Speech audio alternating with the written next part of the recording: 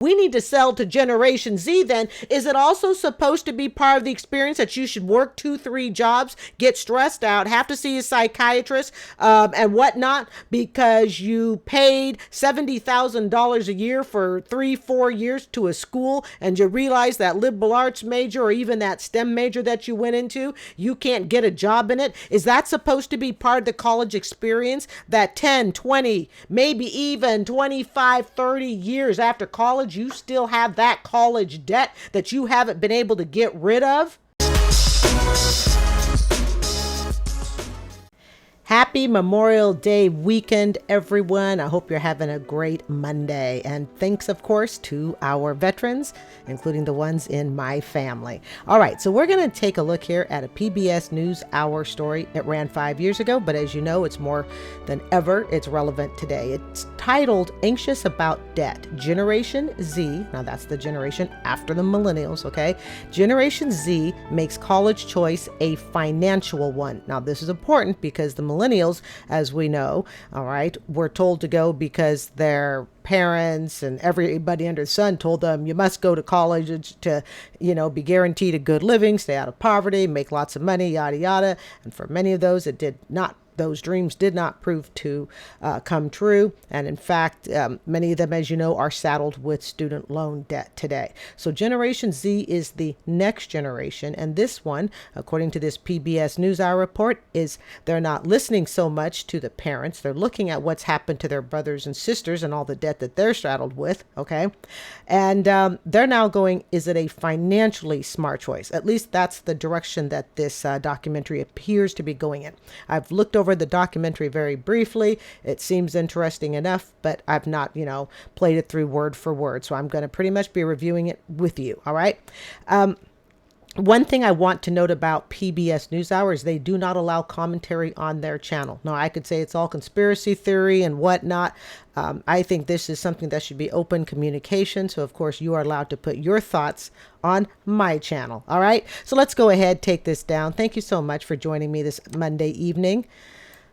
Okay, so here we go. We're going to listen to this documentary. The whole documentary is about 8 minutes. I'm going to skip about the first 30 seconds. Not sure I'll play the whole way through, but we'll see how it goes. And again, it's titled Anxious About Debt. Generation Z makes college choice a financial one. This played in 2019, but you will find it is more relevant than ever. So let's go ahead and hit it. It's part of our weekly segment, Making Sense. And this is the famous gate here of Columbia. So you've all visited here? Yeah. Wow. Students across the country are clamoring to get into schools like Columbia University, where barely 6% of applicants are accepted despite its cost, $74,000 a year, including room and board, more than $10,000 greater than the typical U.S. household earns in a year. For my family, college expenses are not the easiest thing to pay for. For Gen Z, the post-millennials, today's college prices may just be too high. Yeah, and not only may they be too high financially, just on a financial basis, if they have older brothers and sisters, okay, or relatives, friends that the family may know, all right, that are of the millennial generation, there's also an emotional cost.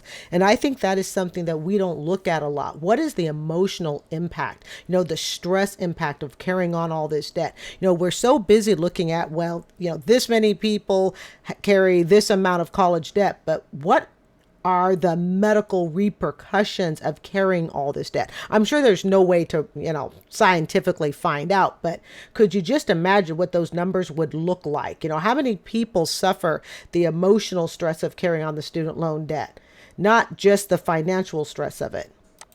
Going to a CUNY has become an option. CUNY meaning a city university of New York. The cost at CUNY? A mere $6,500 a year in tuition. And students can live at home. Has anyone ever... Now, again, if you don't want to watch this without the interruptions, you can go to my description area, and this will be with you. You'll find the original link. Now then, this is something, what month is it? We're in May, all right? We have those that are graduating and are definitely graduating with student loan debt. And if they did not get if they didn't get any assistance from their parents and they're holding on to a whole lot of debt, my prayers are with them. Genuinely, they are. And then we've got that group of students that are, fingers crossed, waiting to get into the college of their dreams. I can't stress enough. I cannot stress enough. There is nothing wrong with going to a community college at home. Get those associate degrees out of the way and then move on to a 2-year state college, in-state preferably, and of course never using private student loans, always going federal. Not everybody has the luxury, all right, to be able to pay for an Ivy League college like Columbia. What was it they said? Around $75,000 a year.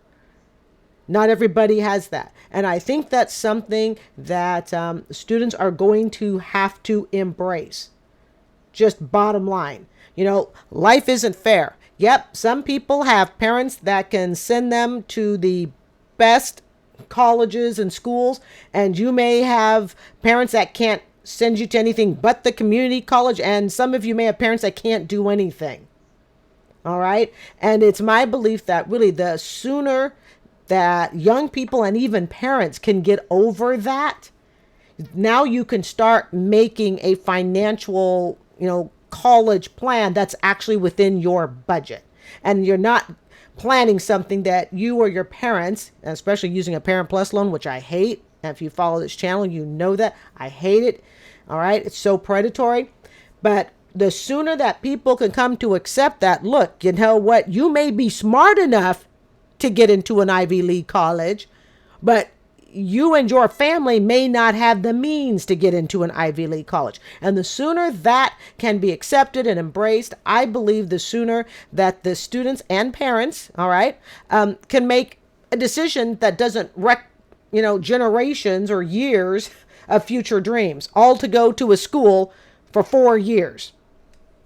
Were considered not going to college. Personal finance guru Beth Kobliner had assembled a group of economically diverse New York City Gen Zers, all high schoolers, part of the first wave of Gen Z to reach college age. Now remember, this was 5 years ago. We crossed Broadway to Barnard, a women's college long tied to Columbia. Price? This school is $70,000 a year. Jeez. $70,000 a year. Now, I know the schools are expensive, but when you hear it, when you see how young these kids are that are possibly going to be taking on this debt, the first thing I now think to myself is they're hanging them out to dry. They are hanging these kids out to dry. 70,000 a year. That's room, That's board, tuition, room, board, and, tuition, that's the and car. And a car. No car. But don't just look at the sticker price, because schools offer financial aid, says Barnard's VP of Enrollment, Jennifer Fundiller. Barnard and many schools are offering tremendous amount in financial aid. Obviously, it's not tremendous enough. We have what is a 1.7 trillion in debt, some ridiculous number like that. Student loan debt, don't quote me on that figure, I may be wrong, but I do know that student loan debt is now higher than credit card debt and you can't go bankrupt on it. Now, for those of you who cannot see the screen because you're occupied doing something else, basically this financial aid lady is standing in front of the PBS News reporter along with a handful of students, 1, 2, 3, 4, 5, about 8, 9, young prospective, let's pay $70,000 a year Ivy League college students in front of them. Okay, they're high school students. And she's from the financial aid office. And I can already tell you what she's going to try to convince them. That financial aid will solve everything. Mark my words. That's what she's going to say. We meet 100% of need, which means that if your family can't afford the cost of Barnard, we're going to help you and meet that need that you have.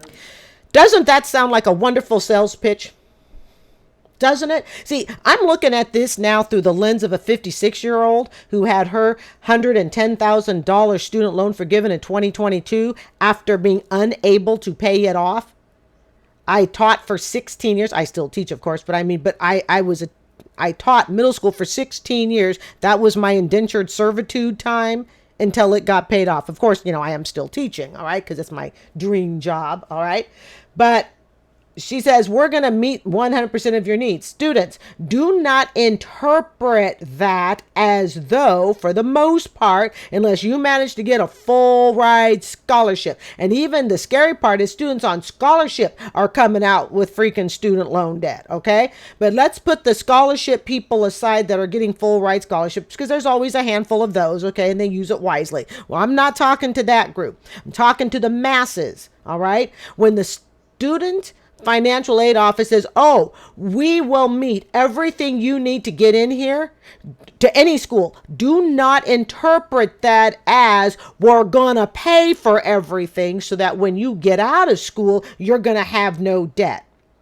Unless you are going on a full ride scholarship where you ain't paying for squat, which means you are the top of the class, okay? Top of the class, all right?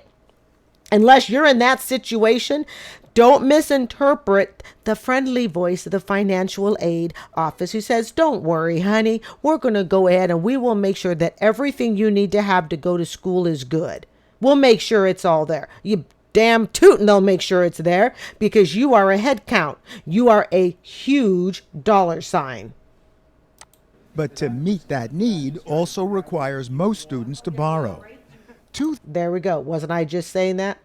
The financial aid office will help you meet that need, but do not interpret it as they're going to pay for your education. If the financial aid office was truly a student's friend, students wouldn't be working 2-3 barista jobs out of a field that they never majored in, just to try to make the minimum payment on a student loan. And as you all know, the minimum payment, it's the income-based payment, is just like a credit card. Guys, a student loan is just like a credit card. It's just under the name student loan. If you make the minimum payment, you're never going to pay the bill off. It's just going to go higher and higher because you're not making enough. You're not making a high enough payment to dig into the principal. 2/3 of grads are now saddled with loans, and their total debt has passed $1.5 trillion. Okay, I was close. Like I said, these news stories, I skim them through really quickly for about a minute or two, but I don't listen to them piece by piece. Okay, so I wasn't too far off. I said 1.7 trillion. Oh, gee, what's a few, when you're talking in the trillions, right? What's a few bucks off? 2 in 3 undergraduates with student loans. Now, of those 2 out of 3, how many of them heard from the financial aid office, don't worry if you can't afford this school, we're going to help meet your needs? I can darn near bet you that every single one of them heard it.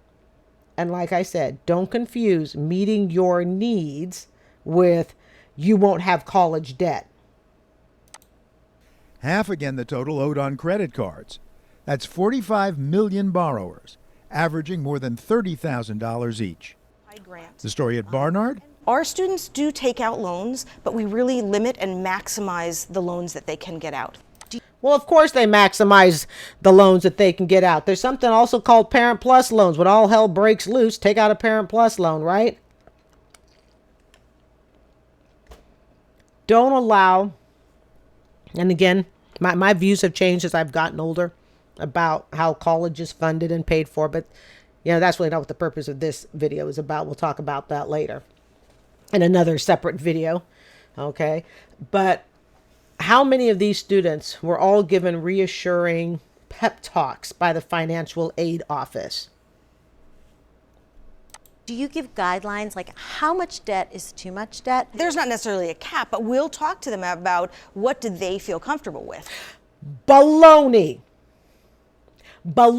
Let me repeat that. I'm going to repeat. Hold up. I got to repeat this again. Hold on. She said, I've got the subtitles on. That's how I'm remembering this, folks. Do you give, the interviewer says, do you give guidelines like how much debt is too much debt? In other words, do they guide the students? Hey, you want to get a PhD in clarinet.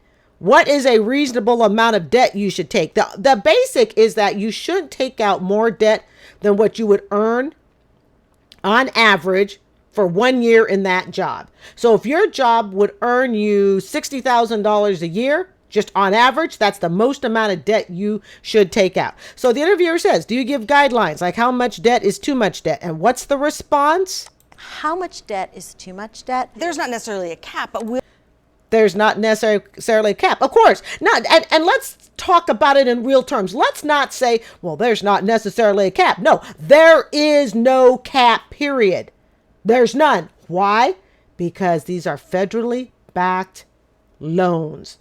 There is no limit. Let's not try to sugarcoat it. Let's not try to make it sound like, well, we're aware that maybe there should be a cap. No, there is no cap. But we talk to them. So she says there's not necessarily a cap. No, there is no cap. And there never will be a cap so long as student loans are guaranteed by the federal government that even if the student defaults, the federal government will pay. And I will be doing a video sometime this summer on that because of my experience with student loans. All right. Not for today's discussion, but because of my experience with student loans, I think the federal government needs to get the hell out of the student loan business. I think it needs to be treated like any other business. Let the school sink or swim on its own. Stop backing these loans. But I will do a podcast style on that sometime this summer. I can't guarantee when. Okay. So the financial aid person says at Barnard, I think it says, there's not necessarily a cap, but we will talk to them about. we'll talk to them about what do they feel comfortable with. I feel comfortable with zero. Raise your hand if you feel comfortable with zero. Family, we feel comfortable with zero. Yeah, that's what I feel comfortable with, zero. So what's the school going to do about that? Nothing. These are all feel-good things. You see, the financial aid office, you guys, you need to think of them just like you think of car salespeople, okay? This is what they deal with all day long. They understand the emotions you come in with when you're buying a car. Oh, they think we're going to rip them off. This one refuses to talk to a male car salesperson. This one refuses to talk to a female car salesperson, okay? I mean, they already know your biases, your fears the minute you walk in the door. Do you think the financial aid office at the school is any different? They do this all day long. They answer the same questions all day long. But I'm not sure how I'm going to get my child into this school. I mean, I'm making $40,000 as a nonprofit employee. Oh, don't you worry about it. Our school has every program in place to ensure that we can fund your child's education. You bet they have every program in place. It's called the federal government, backs up every dollar. The school's got nothing to lose by having you enter. Because even if you default, they still get paid. That's a real good business deal if you think about it. So what do the kids feel comfortable with? What do the kids feel comfortable with? Zero. That would be my response. 15 years ago, millennials' top worry about applying for college was getting into their top choice. Today, Gen Zers say it's student debt. I think Gen Zers may be the smartest people in the room. Gen Zers have looked at it and gone, wait a minute. I've watched my grandparents carry student loans for 30 years. I'm now watching my parents carry student loans and they're getting ready to retire and they still can't get rid of it. I've watched my older brother and sister or, family friends carry on their student loans and now I'm supposed to do the same thing. Are you crazy? Yeah, Gen Zers, you know what? If we ever get ourselves out of this student loan fiasco, it's probably going to be because of the Gen Zers and whatever the next generation is past them. Gen Zers may very well be the smartest people in the room. How many of you are worried about taking on student loans? Who was not worried? And is that because you come from a family where there's enough money already? No, it's because I've already implanted in my mind that I have to work as hard as I have to in order to have a scholarship that will get me through college. It's not that you're not scared of them, you're just not going anywhere near them. Yeah. And as you thought about, for those who can't see the screen, I always kind of assume that some people cannot see the screen. So that's why I will jump in and explain kind of what the visuals are. 'Cause I try to pay attention to all the potential people in my audience. Okay. So we have the interviewer, the two interviewers are sitting at a round table with about, I don't know, 5, 6 students, just a small group of students. They're high school students, and they are diverse. We have black, white. Okay. Basically asking them, their thoughts about college. So this young lady, is saying that, hey, she's relying on scholarships. So my question to her would be, what is your plan B going to be if you don't get a scholarship? See, pretty much my assumption is that a lot of people think they're going to get a scholarship, but a lot of them are not.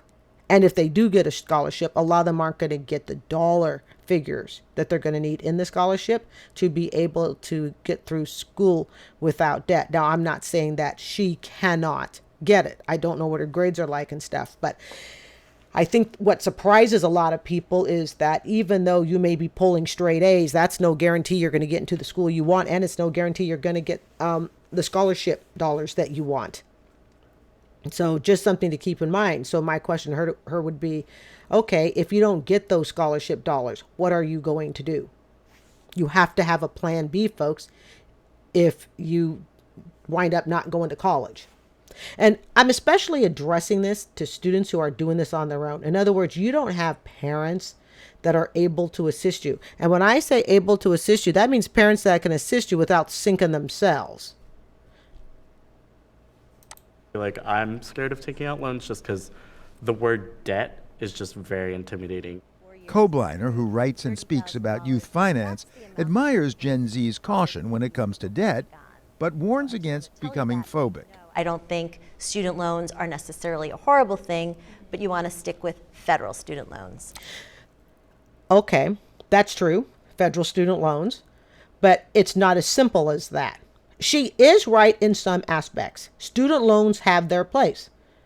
Just like leasing a car has its place. I leased a car for 5 years. Some people would say horrible, awful, horrible, right? But it had its place. Student loans have their place. The problem is nobody's teaching these young kids just where the place is in student loans. They're teaching them the wrong thing. Oh, it's about the most popular school. It's about the Ivy League school. It's about the school that, your family went through, even though your family can't afford it anymore because the tuition's, 10 times higher than it was when your parents went. So yes, she's right in that, student loans, they have a place. But the problem is, do you, as the loan borrower, understand, do you actually conceptualize just what that place is in your future life plan? Because she says you can take federal loans. And of course, you've heard me say too, yes, take federal loans. But come on, folks, let's not take out a $70,000 a year federal loan to get through a school, through a liberal arts degree that's going to wind you up broke and working 3 jobs. Between Uber, Starbucks, all right, that seems to be the default, Uber, Starbucks, and delivering pizza, okay? So, again, we have to make sure we're telling young people the whole story. Otherwise, it winds up sounding like this, okay? And this is just my opinion. It winds up sounding something like this. Go ahead and understand that student loans are basically okay, just make sure they're federal. Well, I can do that. A lot of people with student loan debt, folks, a lot of people were relying on the student loan forgiveness, okay? And we still have millions of people relying on that. And remember when the Supreme Court turned down the, $10,000, $20,000 forgiveness? And all those people were upset that they didn't get it. Guess what? Those were all federal loan borrowers. Those were all federal student loans. So don't be fooled thinking that just because it's a federal loan, that it's going to be easier. Don't be fooled by that. The real benefit to a federal loan are usually more payment options, but keep in mind those payment options may have you in debt, for a very, very long time, and you may see the bill rising. And of course, the best is if you go work for state, city government, certain nonprofit industries, not all, certain ones, all right? You can get your loan forgiven after 10 years. There is no way in heck I would have ever gotten my student loan forgiven under a private loan borrower. Not a chance in a million years. This is where federal loans come into play. But just don't walk away thinking that because this woman on the show says, well, student loans have their place, don't become phobic. You know what I would say? I'd say I think we need to be phobic about it. Right now, we need to be phobic about student loans. We are so out of control with what young people are taking out. You know what? A little phobia right now ain't bad. So federal student loans, because they have a much lower interest rate. Given the price, That is true. Federal loans have lower interest rate and they don't bounce around quite like private. It is my belief that if you have to start reaching into private loans because you've maxed out the federal loans, you can't afford that degree. I really don't think you can. Private loans should be the loan of last resort. So if you're going into private loans, you have to start asking yourself, I've maxed out my federal loans. My parents have maxed out their benefits. I've maxed out the scholarships and I still need more money. So now I'm going to go to private loans. You can't afford it. It's just my opinion. Feel free to chat amongst yourself in the comments section, family. price and the opportunity cost of college, however, the money you could make by working instead, why not just go to school online, which can be thousands cheaper in tuition, or skip college altogether? Speaking of online, I think there's a larger acceptance now of online degrees, of course, than there were, let's just say, 20 years ago. Before it's kind of like, you have an online degree? It's a little shady there. Okay. I still am not a big fan of online overall. I'm not really a big fan of online degrees, but that I think you lose a lot in the learning process. But but online might work very well for some people. Always talk about the college experience and how important it is. So I feel like if you want to develop socially, like going to college and just being on a campus and like being on your own and like putting yourself in a situation where you have to get to know people is extremely vital to your life. You can do all that without having to spend $100,000 or $200,000 or even $50,000. He's talking about the real life experience. I'll tell you some real life experience that this did not happen to me, but there are plenty of students that this happens to. 18 to 20 years old, they're told, hit the road. And he says, well, he wants to get the experience of, talking to people, working with people. Trust me, you'll be talking and working with people if it's between that or sleeping on a park bench. In other words, I think young people to some extent, if not to a great extent, have been sold that somehow or another, the only way they can get this worldly experience is to give some academic institution tens of thousands of dollars to prove to their child or to prove to themselves, because not all parents aren't necessarily involved in paying for a child's tuition, but young people have been sold that the only way you can experience adulthood or that transition from high school into adulthood to get that camaraderie experience is to spend tens of thousands on a college degree that you may or may not complete, that you may or may not ever use, that may or may not be bankable down the road. That is such a crock of bull. There are tons of other ways to get that college experience and not walk away with all that debt. Because if we're going to sell that as part of the college, but no, as part of the growing up experience, okay? Part of the growing up experience is, all the learning and camaraderie we're going to do from each other. Then we also need to sell to young people, especially this is about Generation Z. We need to sell to Generation Z then. Is it also supposed to be part of the experience that you should work 2-3 jobs, get stressed out, have to see a psychiatrist and whatnot because you paid $70,000 a year for 3-4 years to a school and you realize that liberal arts major or even that STEM major that you went into, you can't get a job in it? Is that supposed to be part of the college experience that 10, 20, maybe even 25, 30 years after college, you still have that college debt that you haven't been able to get rid of? Is that part of the college experience? Because if that's part of the college experience, then that needs to be on the brochure just as much as part of the college experience is to getting to work with people in teams and learning how to be out on your own. I rest my case on that. We have to tell people the whole story. We can't just tell people part of the story. And I too have heard, like I say, I'm 57. I too have heard that, part of the college experience is, getting out on campus and basically doing things on your own. You can do all of that and never walk into a financial aid office. You can do all of that and have training at a trade school, a technical school. Nobody should think that the only the only acceptable experience is one that involves the collegiate process, meaning the college process.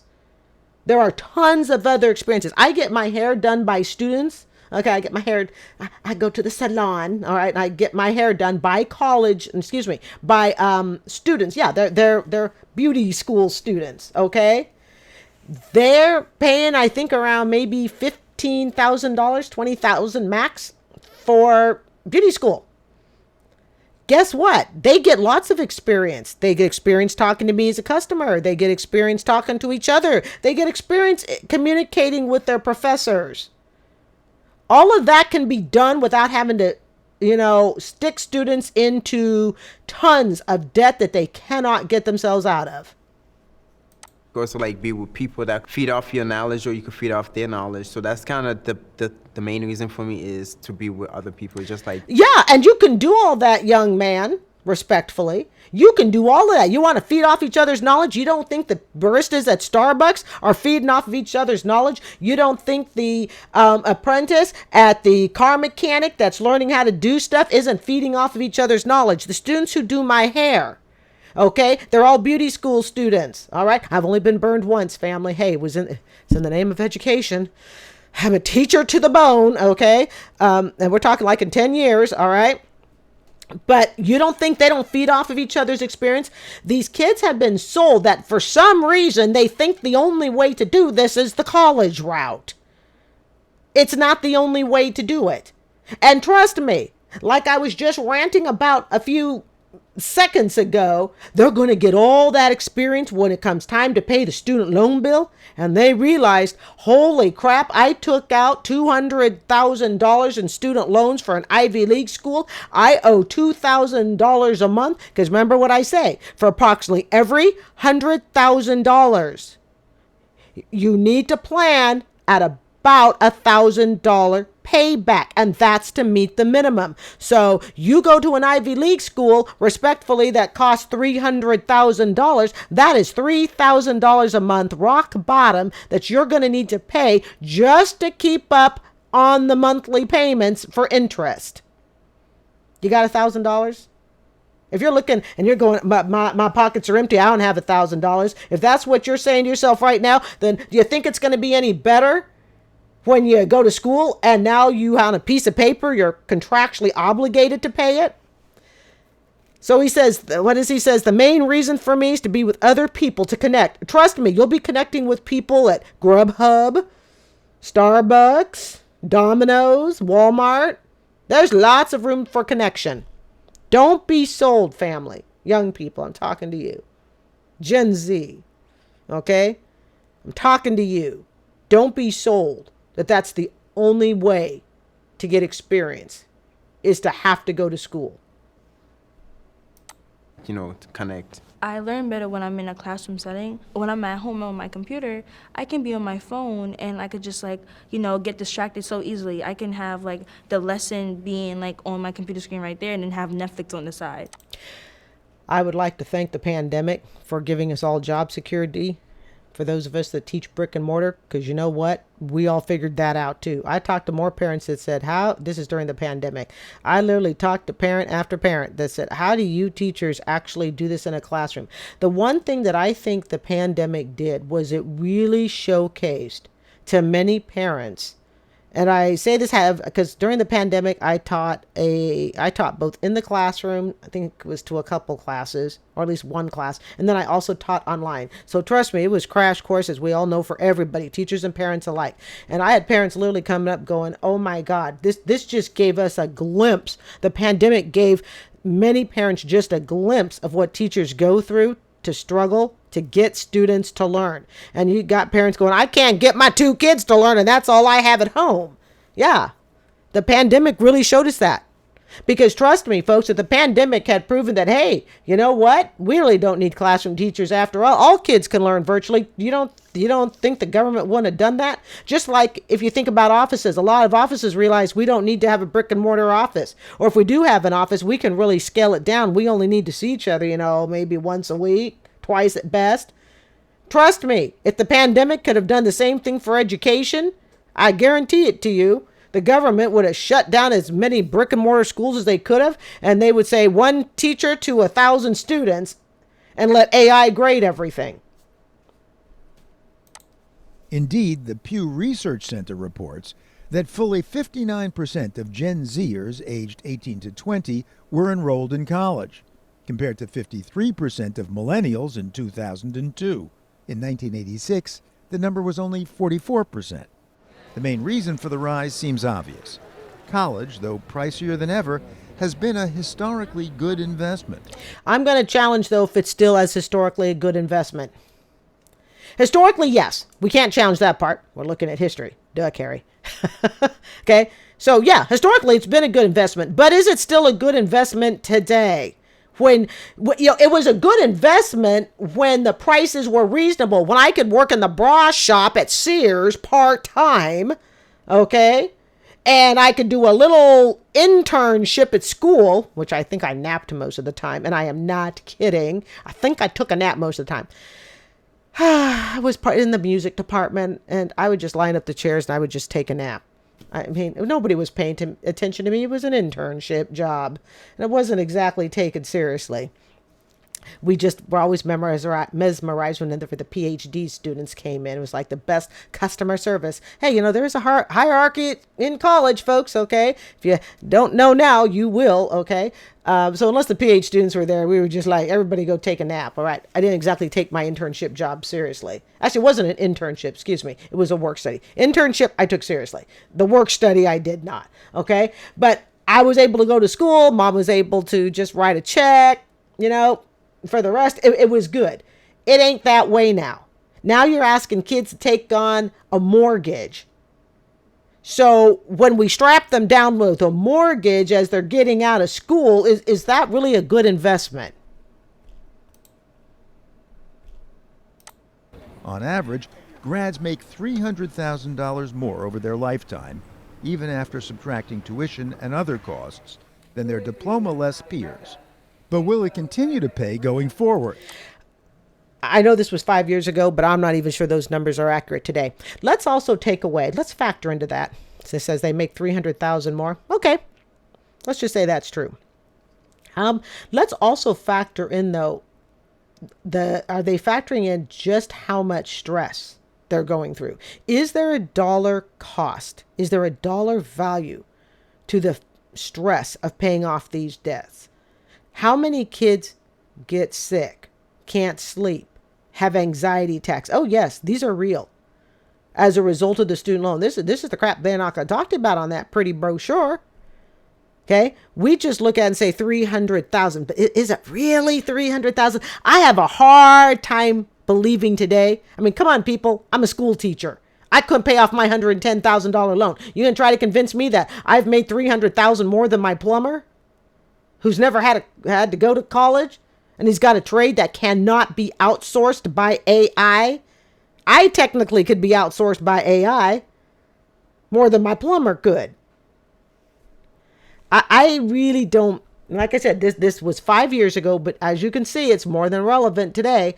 I really am not sure the 300,000. I don't know. I don't buy it. Not today. Hey, PayPal founder Peter Thiel, though himself a Stanford grad, has offered students with good ideas $100,000 to start a company instead of going to school. Would you accept it?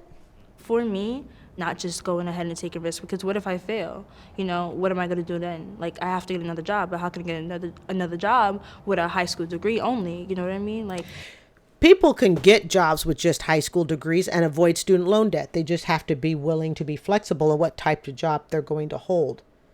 Okay? It's called flexibility. It doesn't really play out. I have to think of a plan B if all else fails. A prudent plan B, because older Gen Zers, like those in our unscientific sample at least, are economically hard-nosed and shooting for the top tier in an economy they've seen become more steeply split their entire lives. A lot of us in our age want a job that's high up there. Maybe the dream is to become rich or higher middle class. We definitely are going in the wrong direction, folks, if we're looking for higher middle class. I live in 840 square feet, hold a double master's degree. Teacher. Just finished my 18th year. I definitely do not live better than my parents. My parents probably earned half of what I made. But due to inflation and everything else, it's been torn apart. I don't see it being higher middle class. I think we're all just kind of slowly sinking. Anxiety about what economic class they'll wind up in is increasingly evident in the actual college classes students choose.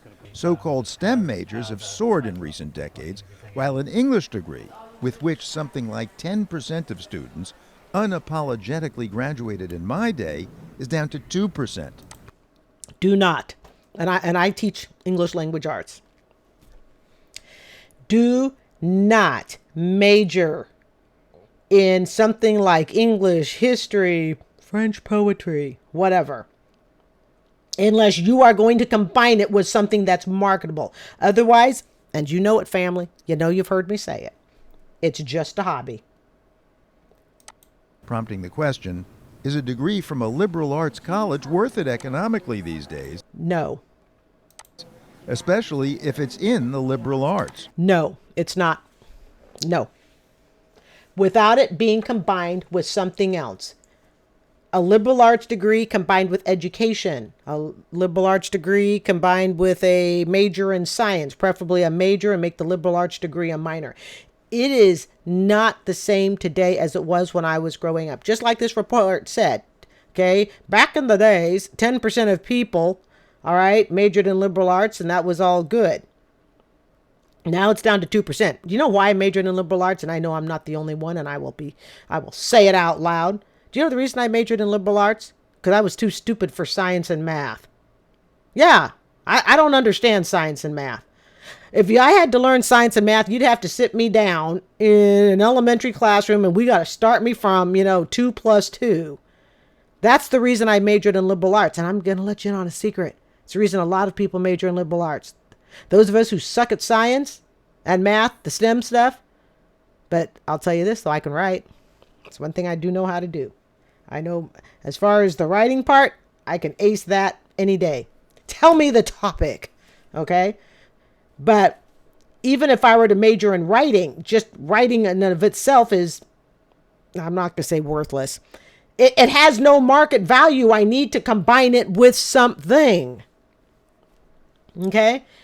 So liberal arts, of course, has value. Of course, we need it. But the bottom line is liberal arts in and of itself today will not take you on a career path like it did when I graduated in the 80s. It will not do it.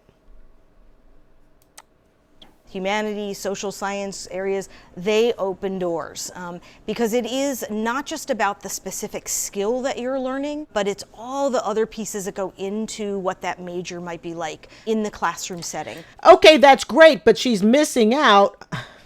She's missing out that you got to major in education. See, here's my little problem. Sometimes, and guys, I'm a liberal arts major. Okay, remember, I have a bachelor's degree in journalism from the University of Oregon. Quack, quack, quack.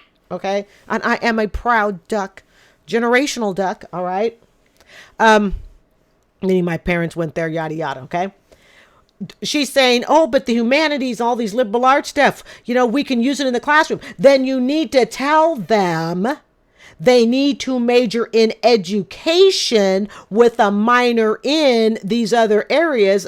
Okay, because you can look at the worst of all degrees. I could take any degree, look it up, no matter how, there's no such thing as a bad degree.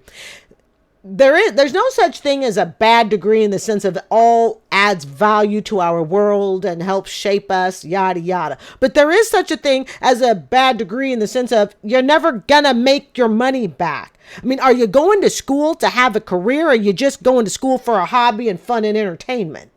Okay. So she's sitting here saying, but these liberal arts majors, you can use it in a classroom setting. Okay. But an English degree without it being English in education, a music degree without a pathway into teaching music in education is just as good as majoring in a hobby. So, and they love to see, if you're looking at the screen here, it says, and they're able to collaborate. What is the big deal with thinking of that collaboration is the selling point? I hope that makes sense. Oh, yes, but you can use this degree to collaborate. Guys, you're going to collaborate your whole life, whether you want to or not. It's not just going to come from, an overpriced academic liberal arts degree. So she's talking about classroom setting, but what she needs to tell them is you need to want to be a teacher. To be able to collaborate, to be able to be a good public speaker. Again, if you're going to do all that, they actually need to be education majors. Now you have something solid. Hiller's humanities pitch sounded good to me. I focused on art history and sociology. And to Beth Kobliner, a proud English major. And there's yeah, but look at their ages. Okay, he's probably hitting close to 80. He's been on PBS for a while, and she's definitely, my age group, maybe a little younger. So yeah, they got to, myself included, we got to major in those liberal artsy things. I majored in journalism, okay, which might be a little bit better, not much, okay. But they majored in those degrees when it was rewarded. It was financially rewarded. Those degrees today are not financially rewarded. There's plenty of support for what Von Diller says. 3/4 of employers say soft skills are as important as technical ones. Yes, but try to go get a job. What they really want are the technical skills with the soft skills to, help anchor the position. But it's the technical skills that are needed. But to our Gen Zers, I don't really believe that. I didn't really buy her argument either. Sweet Jesus. You know what? Like I said, it's going to be the Gen Zers that save us because we've already screwed ourselves over. Gen Zers, you just go right on. Thank you. Exactly. They shouldn't believe it because what they're hearing is a bunch of baloney. I'm telling you, the Gen Zers may be the generation that changes things. God willing. If I'm someone who's is looking between two people, one who is an English major and one who has a major that is necessary for the field, I'm going to choose the one who's necessary for the field. Lauren, you agree with that? Yeah, I love certain literature that I have read at my school, and I just would love to continue doing that, but at the end of the day, that kind of doesn't really lead anywhere. And that people is what I'm trying to say. Let's give them all a round of applause, shall we? Exactly.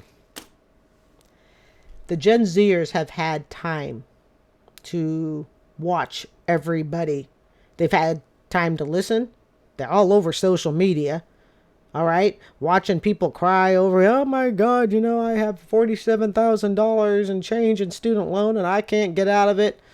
Right. And they're scratching their head going, we're getting sold that, hey, you know what, major in certain things and everything will be fine. Take out a federal loan, everything will be fine. Hey, it's okay if this college is $70,000 a year or whatnot, because we're going to help you get in there. It's almost like they're figuring out the devil in the details that the millennials did not have a chance to figure out. And so Gen Z seems to be thinking about college costs a lot more skeptically. Some would say more realistically, others more narrowly than those who came before. For the PBS NewsHour. Yeah, that's exactly what Gen Z has done, and I hope Gen Z continues to go on that path. And this channel will exist to cheer them all the way. I'm Carrie. I want to thank you for joining me here at the Consumer Debt Chit-Chat channel. I hope you will consider subscribing, and I will see you guys really soon. Go Gen Zers. Good night, everyone.